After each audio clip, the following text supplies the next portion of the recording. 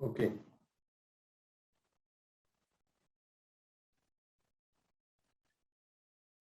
So next result is that in SRSWR,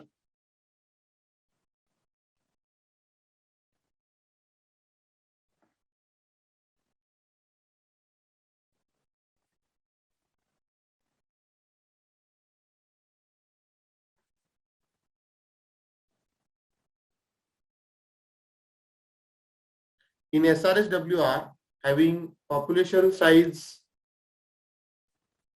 capital N and sample size small n, the variance of estimator of population mean is given by. आता variance of y bar n काय येतो ते बघायचं. Variance of y bar n is equal to n minus 1 divided by n into s square दिलेला आहे. Okay, so हे आपल्याला prove करायचं. सो इन प्रूफ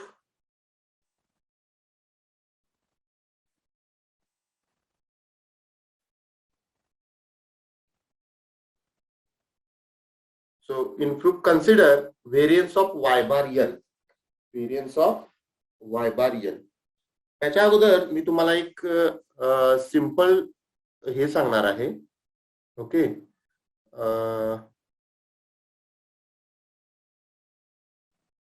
रिझल्ट सांगणार आहे की तो आपण FYBSc सेमिस्टर 1 ला काय केलेला आहे, पाहिलेला आहे. Okay, so result is that, so जर माझ्याकडे x1 x2 so on up to xn ही जर ऑब्झर्वेशन असतील, किती ऑब्झर्वेशन आहेत, स्मॉल एन ऑब्झर्वेशन आहे. ओके, तर याचा व्हेरियन्स आपण काय कन्सिडर केला होता, sigma square. Variance of x is equal to sigma square consider केला होता. नाव व्हेरियन्स ऑफ एक्स बार मला काढायचा. Variance of x bar calculate करत असताना variance of 1/n summation xi असा लिहितो आपण, बरोबर. सो 1/n हा कॉन्स्टंट झाला. व्हेरियन्स मधून बाहेर येत असताना तो कसा येतो, 1/n square variance of summation of xi. जर ह्या x1 x2 xn हे IID म्हणजेच काय बघा, हा independent and identically distributed. Independent and identically distributed. Independent म्हणजेच काय, x1 x2 ऑकर होण्याचे जे चान्सेस आहेत ते एकमेकांवर डिपेंडंट नाही आहे, पहिली गोष्ट. आयडेंटिकल म्हणजेच काय की प्रत्येकाचं डिस्ट्रीब्युशन म्हणजे मीन आणि व्हेरियन्स हा सेम आहे, कॉन्स्टंट आहे. ओके, सो याचा प्रत्येकाचा मीन हा काहीतरी म्यू किंवा एक्स बार येईल, व्हेरियन्स काय येईल, सिग्मा स्क्वेअर. सो इंडिपेंडंट आणि आयडेंटिकली डिस्ट्रीब्युटेड असतात त्यावेळी 1/n स्क्वेअर व्हेरियन्स आणि समेशन इंटरचेंजेबल असतात. ज्यावेळी फक्त IID असतील त्याच वेळी फक्त, हा म्हणजे रादर इंडिपेंडंट असतील त्याच वेळी. Okay, so summation of variance of xi होतं. Okay, so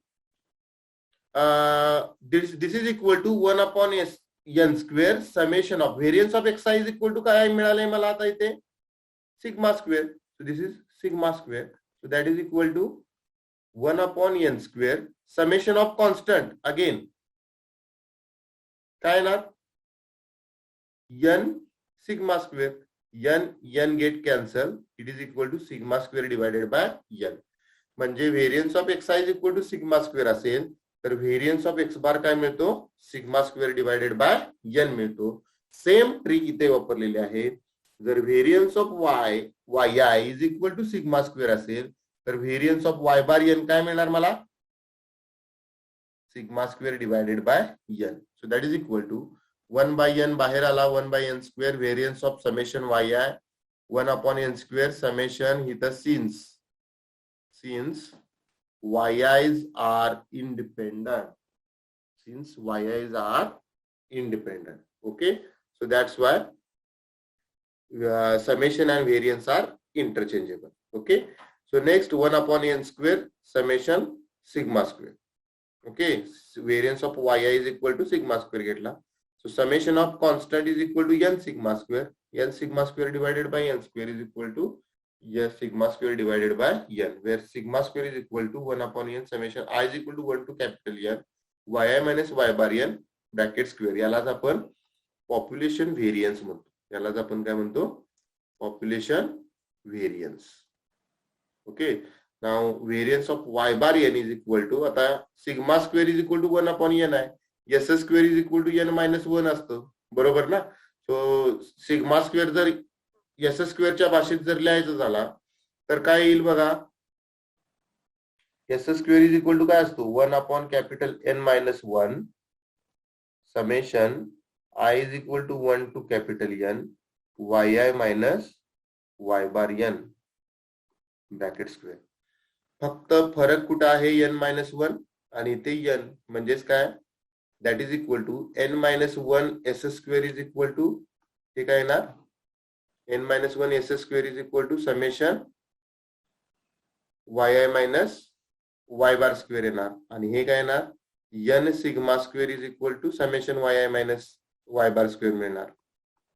that is equal to, so sigma square is equal to n minus 1 divided by capital N, n minus n divided by capital N, बरोबर.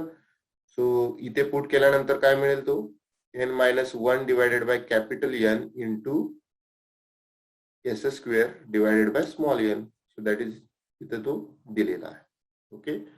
So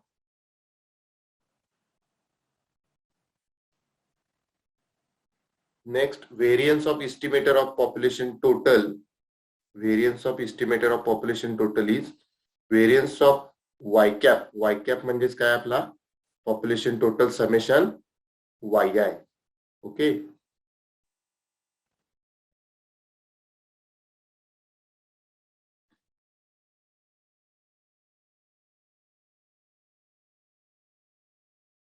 okay.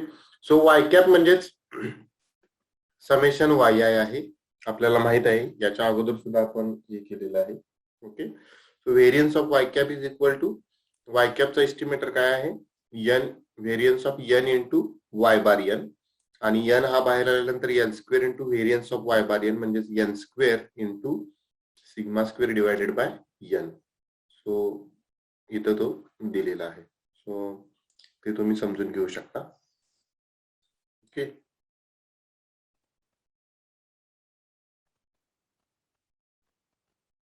त्यानंतर next जे आहे, an unbiased estimator of variance of estimator of population mean. त्याच्या अगोदर सुद्धा आपल्याला माहित आहे की काय? Expected value of small S square is equal to काय मिळतो आपल्याला? सिग्मा स्क्वेअर मिळतो. Variance of estimator of population mean काय आहे? काय आहे? n square variance of estimator of population mean. So variance of y bar n is equal to काय मिळतो आपल्याला? Sigma square divided by n. Sigma स्क्वेअरच्या ठिकाणी आपल्याला काय पुट करायचं आहे? स्मॉल एस स्क्वेअर पुट करायचं just. So this is unbiased estimator for variance of population mean. Okay. Next, an estimator of standard error of an estimator of population mean is given by. Standard error म्हणजेच काय? Square root, याच square root. So this is s by root n. Okay. So these are the cases. Some sample cases are there. Next, coefficient of variation सुद्धा same. coefficient of variation म्हणजेच काय येणार आहे आपलं? Standard error of y bar n divided by y bar n. Okay. त्याला आपण coefficient of variation म्हणतो. आणि याचा unbiased estimator s by root n, याचा अनबॅस्ड एस्टिमेटर y बार n. ओके. हे पुट केल्यानंतर आपल्याला तो एस्टिमेटर कोएफिशिएंट ऑफ व्हेरिएशनचा मिळेल. Okay. So comparison between SRSWR and SRSWOR. आता SRSWR, माझा आवाज ऐकू येतोय ना सर्वांना? Yes sir. Yes sir. आता यामध्ये कंपॅरिझन जे आहे ते कंपॅरिझन फक्त व्हेरियन्स मध्ये होतं. व्हेरियन्स म्हणजेच काय? तर व्हेरियन्स मध्ये याच्या अगोदर सुद्धा मी तुम्हाला सांगितलेलं आहे की व्हेरियन्स म्हणजे how the observations are deflect from one another. म्हणजेच काय? एकमेकांच्या पासून प्रत्येक ऑब्झर्वेशन हे कसं डिफ्लेक्ट होतंय ते म्हणजेच काय व्हेरियन्स आपण सांगतो. ओके, सो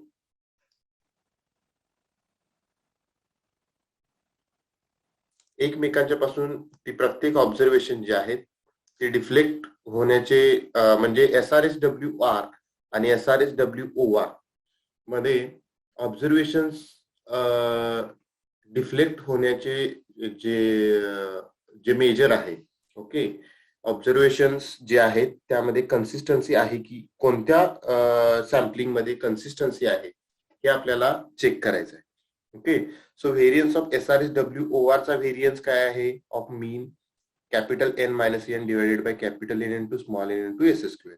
आणि SRSWR मध्ये तोच काय होतो capital N-1 divided by capital N into small n into S². हे दोन्हीही जे एस्टिमेटर आहेत ते MCQ साठी मोस्ट इम्पॉर्टंट आहे. ओके, लक्षात येते तुमच्या. सो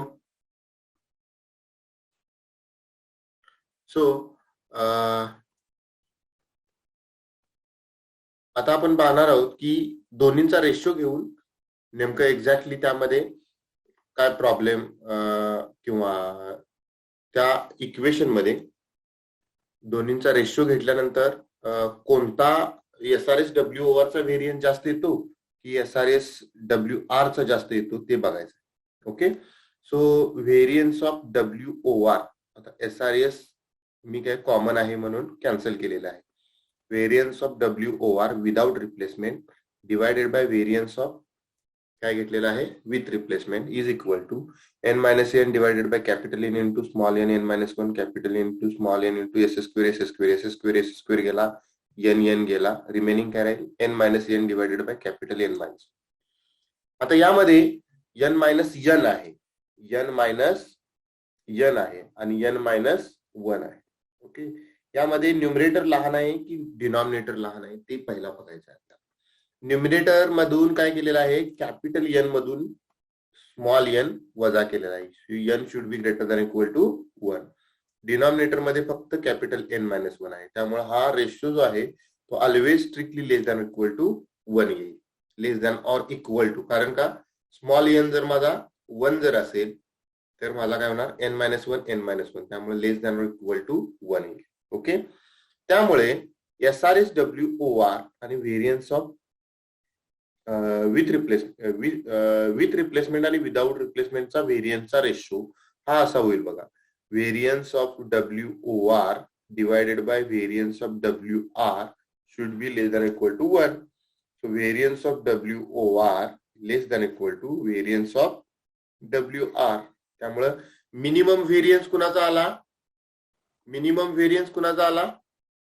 SRSWOR चा आला. Okay, so hence for sample of size 1 both the method has same variance मी आता सांगितल्याप्रमाणे, but if n is greater than 1, strictly greater than 1, variance of simple random sampling without replacement is less than variance of simple random sampling with replacement. So SRSWOR is more consistent than SRSWR. That is, SRSWOR gives more precise result than that of SRSWR. Okay, so इथून पुढे जे काही आपण confidence interval किंवा sample size determination बघणार आहोत ते totally depend on कशावर बघायचे, SRSWOR शी रिलेटेड बघायचे. Okay, so next, when population size is large and sample size is small, okay, then both the variances are approximately equal. हा एक note आहे. Okay, just so confidence interval for y बार. आता आपल्याला काय बघायचं आहे, confidence interval for y bar. Confidence interval म्हणजे काय ते अगोदर तुम्हाला सांगतो. ओके, मला एक सांगा, आपण ज्यावेळी आपले ऍव्हरेज हाईट फाइंड आउट करतो, ओके, ऍव्हरेज हाईट क्लासमधील मुलांची ऍव्हरेज हाईट फाइंड आउट करतो. सपोज क्लासमध्ये जर 10 स्टुडंट्स असतील,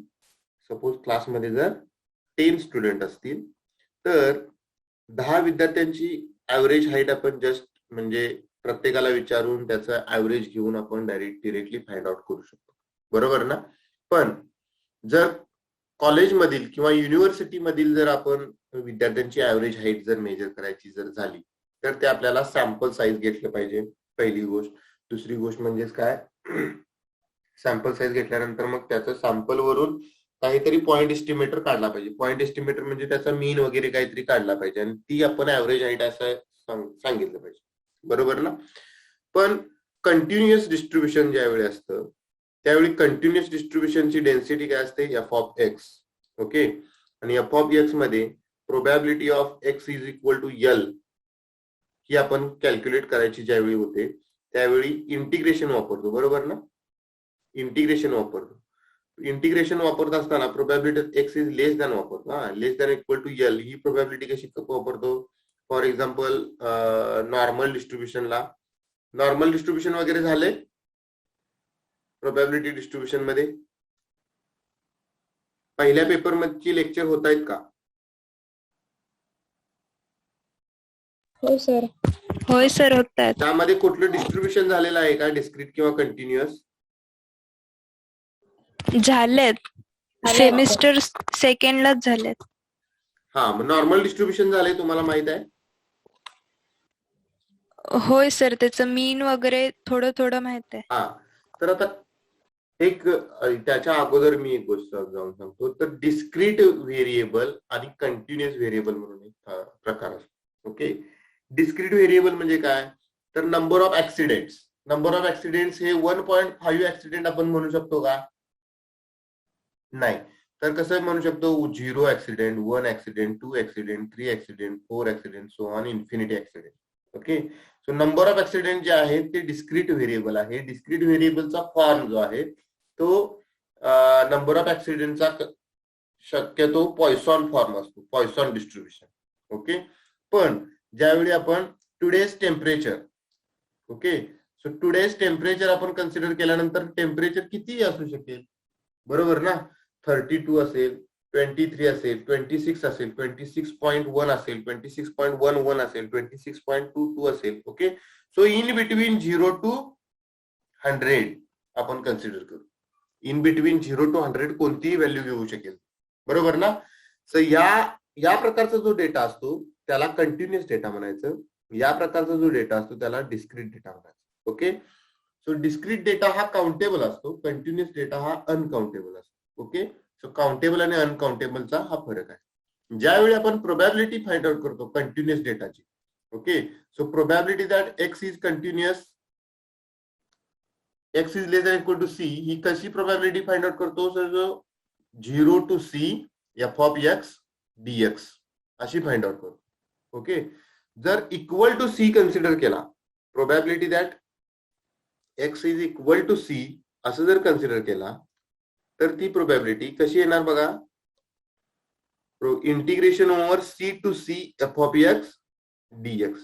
मग त्याचं इंटिग्रेशन सपोज काहीही येऊ दे, okay, in terms of X F dash of X. Okay, upper limit आणि लोअर लिमिट दोन्ही सेम आहेत, त्यामुळे अप्पर लिमिट पुट केलं की एफ डॅश ऑफ सीच मिळणार, मायनस लोअर लिमिट पुट केलं की एफ डॅश ऑफ सीच मिळणार, दॅट इज इक्वल टू काय मिळेल मला, 0 मिळेल.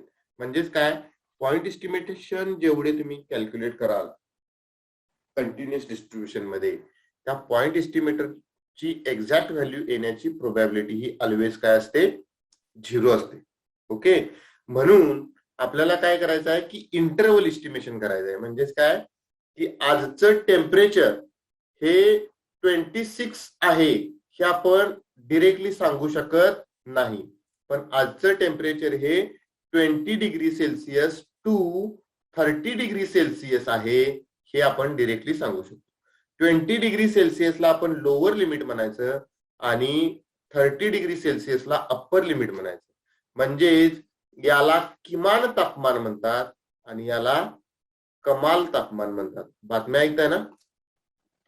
Okay, so lower temperature, upper temperature, आणि ज्या ज्या ठिकाणी लोअर आणि अप्पर हे जो इंटरवल फाइंड आउट केला जातो तो इंटरवल हा, आणि जो इंटरवल हा 100 into 1 - अल्फा % कॉन्फिडेंटली म्हणजे विश्वासाने आपण सांगतो की 100% हा इंटरवल एक्झॅक्टच आहे, तर त्या इंटरवलला कॉन्फिडन्स इंटरवल म्हणायचं.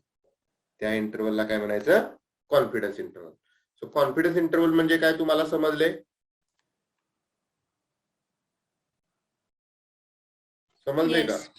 Okay, good. म्हणजेच काय?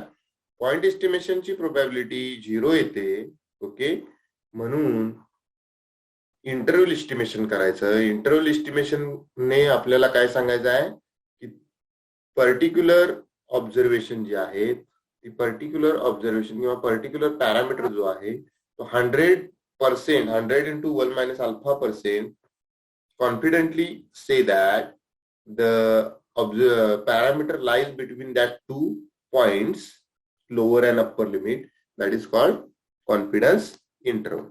आणि हा आता आपल्याला वाय बार चा कॉन्फिडन्स इंटरव्हल काढायचा आहे. म्हणजे वाय बार म्हणजेच कोण? पॉप्युलेशन मीन. पॉप्युलेशन मीन.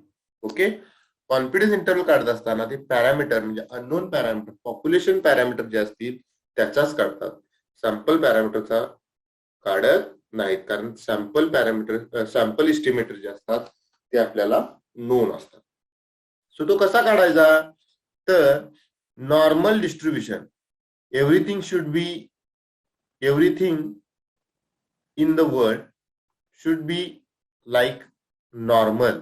ओके, असं आपण म्हणत असतो. म्हणजेच काय की सर्व गोष्टी ह्या जगातल्या कशा पाहिजेत? नॉर्मली डिस्ट्रीब्युटेड पाहिजेत. आता नॉर्मली डिस्ट्रीब्युटेड म्हणजे काय बघा. ओके, नॉर्मली डिस्ट्रीब्युटेड म्हणजेच काय की दोन्ही साईडला सेम पीक आला पाहिजे. ओके, सो इकडे जसा पीक आहे, ओके, तसाच या साईडला देखील पीक पाहिजे. ओके, ही लाईन काय आहे? रिअल लाईन एक्स ची. ओके, हा जो तुमचा आहे तो मीन, मीडियन आणि मोड. मीन, मीडियन, मोड. आणि हा या नॉर्मल डिस्ट्रीब्युशनला सिमेट्रिक डिस्ट्रीब्युशन म्हणतात. याला काय म्हणतात? Symmetric distribution. म्हणजेच काय? आपण कोणतीही गोष्ट ज्यावेळी करत असतो त्यावेळी ती जे पीक असतो, म्हणजे आपला पीक म्हणजेच काय की सेंट्रल मोस्ट ऑब्झर्वेशन जे असतं, म्हणजेच आपण काय म्हणू शकतो की आपले जे मार्क्स किंवा कोणतेही एखादी आपण आपले जीवन जगत असताना हायेस्ट पॉइंट नाही, हायेस्ट पॉइंट हे पीक झाला. जीवन जगत असताना आपले काही डिफ्लेक्शन जे आहे, ओके, ते डिफ्लेक्शन जे आहे ते पॉझिटिव्ह पार्टला सुद्धा जेवढे होत आहेत तेवढे निगेटिव्ह पार्टला सुद्धा असले पाहिजेत. ओके, यालाच आपण सिमेट्रिक म्हणतो. ओके, नॉर्मल डिस्ट्रीब्युशन हे सिमेट्रिक असतं. आणि हे y1, y2, yi ही ऑब्झर्वेशन जर नॉर्मली डिस्ट्रीब्युटेड असतील, ओके, तर त्या नॉर्मली डिस्ट्रीब्युटेड ऑब्झर्वेशन वरून त्याचा कॉन्फिडन्स इंटरवल जो आहे, ओके, तर कॉन्फिडन्स इंटरवल असा फाइंड आउट करतात की -z alpha by 2 y bar minus expected value of y bar divided by variance of y bar less than equal to z alpha by 2. आता z alpha by 2 म्हणजेच काय? तर यामध्ये standard normal distribution हा एक प्रकार आहे. ओके, यामध्ये काय आहे? स्टँडर्ड नॉर्मल डिस्ट्रीब्युशन हा एक प्रकार आहे.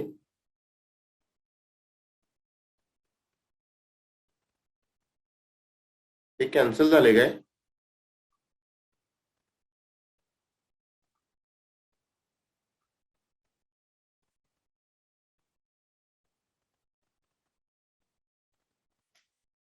ओके, स्टँडर्ड नॉर्मल डिस्ट्रीब्युशन हा एक प्रकार आहे.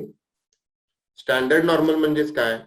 जर x follows normal distribution with mean mu and variance sigma square असेल तर x minus mu divided by sigma, variance sigma square आहे, त्यामुळे सिग्मा म्हणजेच काय? Square root of variance. x minus mu divided by sigma that is equal to z is follows normal with mean 0 and variance 1. Normal with mean 0 and variance 1 असतो. So probability of z जो आहे तो इथं आता आपल्याला Z घ्यायचा आहे एक्सच्या ठिकाणी. Z alpha by 2, Z alpha by 2. इकडे मायनस झेड अल्फा बाय 2 येणार, हा 0 येणार, हा झेड अल्फा बाय 2 येणार. अल्फा बाय 2 म्हणजेच काय? अल्फा म्हणजे रिस्क लेवल ऑफ सिग्निफिकन्स याला म्हणतात. Level of significance. म्हणजेच काय, आपण 100% शुअरली कुठली गोष्ट सांगत नाही, कारण का प्रत्येक गोष्टीमध्ये काही अनसर्टन चेंजेस असतात, अनकंट्रोलेबल फॅक्टर असतात. त्यामुळं काय होतं की अल्फा इतकी रिस्क आपल्याला कन्सिडर करावीच लागते, आणि ती कन्सिडर अल्फा इतकी रिस्क म्हणजे अल्फा ही प्रोबॅबिलिटी आहे, ती दोन साईडला डिवाइड होते. एक पॉझिटिव्ह निगेटिव्ह साईडला अल्फा बाय 2 आणि पॉझिटिव्ह साईडला alpha by 2. Okay, so remaining किती असणार आहे? 1 minus alpha probability. Alpha lies between 0 to 1.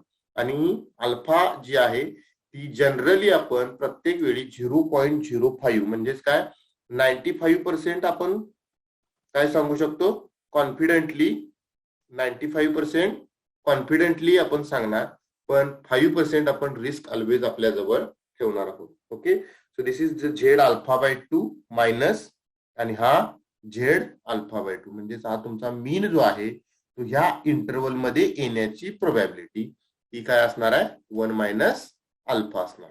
Okay, so minus Z alpha by 2 less than equal to Y bar minus expected value of Y bar म्हणजेच काय ना, म्हणजेच तुमचा mu. Mu म्हणजेच काय?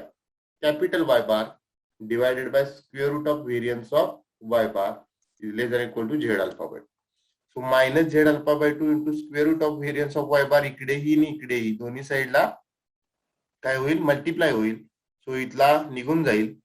So Y bar minus capital Y bar is equal to Z alpha by 2 into variance of Y bar. Okay, again Y bar प्रत्येक ठिकाणाहून Y बार मधून प्रत्येक टर्म मायनस करायची आहे आपल्याला. Okay, so Y bar minus किंवा वाय बार इकडे गेल्यानंतर हा मायनस वाय बार होईल, इकडे आल्यानंतर सुद्धा मायनस वाय बार होईल. Minus Y bar minus Z alpha by 2 variance of Y bar, हा मायनस येईल. Minus Y bar plus Z alpha by 2 into variance of Y bar.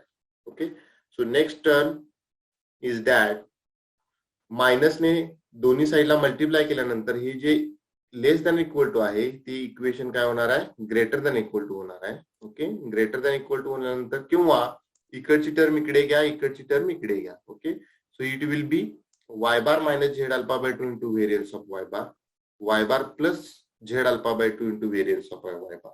दोन्ही साईडला Z alpha by 2 Z alpha by 2 असल्यामुळे दोन्ही साईडला काही changes तुम्हाला सध्या तरी तिथे दिसणार नाहीत.